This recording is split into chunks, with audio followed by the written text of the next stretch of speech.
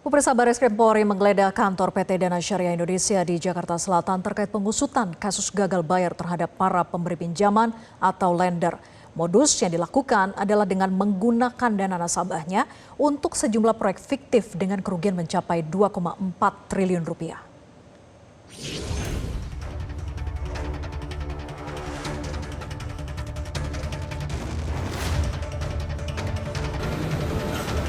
Direktorat Tindak Pidana Ekonomi Khusus Barreskrim Polri pada Jumat sore melakukan penggeledahan di kantor pusat PT Dana Syariah Indonesia atau DSI terkait dugaan tindak pidana pencucian uang dengan kerugian mencapai 2,4 triliun rupiah.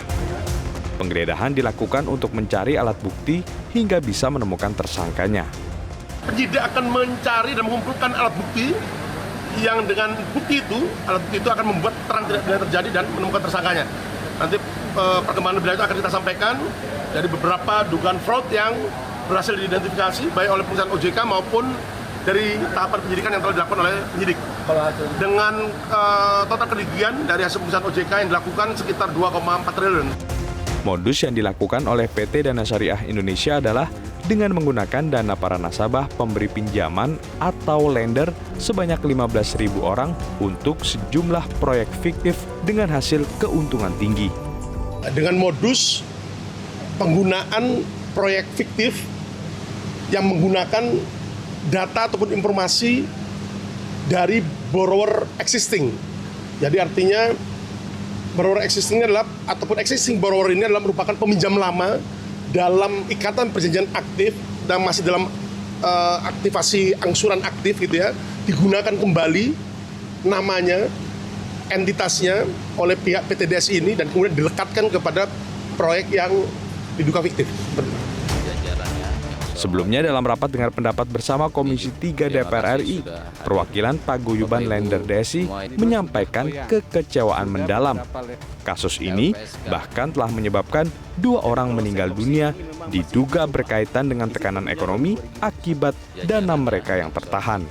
Kami tidak ingin kasus ini memakan korban lagi.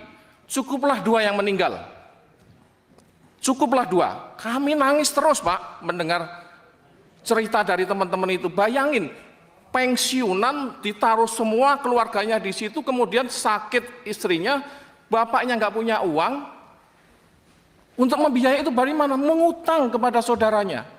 Kemudian yang satu anaknya 1 tahun, masuk ICU nggak bisa membiayai, sudah beberapa kali minta untuk dikucurkan 150 juta, nggak dikasih sampai meninggal. Ini suatu tragedi kemanusiaan. Nyawa 1 pun seharusnya tidak boleh. Sudah 2. Atas kasus ini, penyidik Barreskrim Polri telah memeriksa 28 orang termasuk para pejabat dan manajemen PT Dana Syariah Indonesia yang melakukan pengelolaan terhadap dana nasabah. Tim Liputan, Metro TV. Jelajahi cara baru mendapatkan informasi. Download Metro TV Extend sekarang.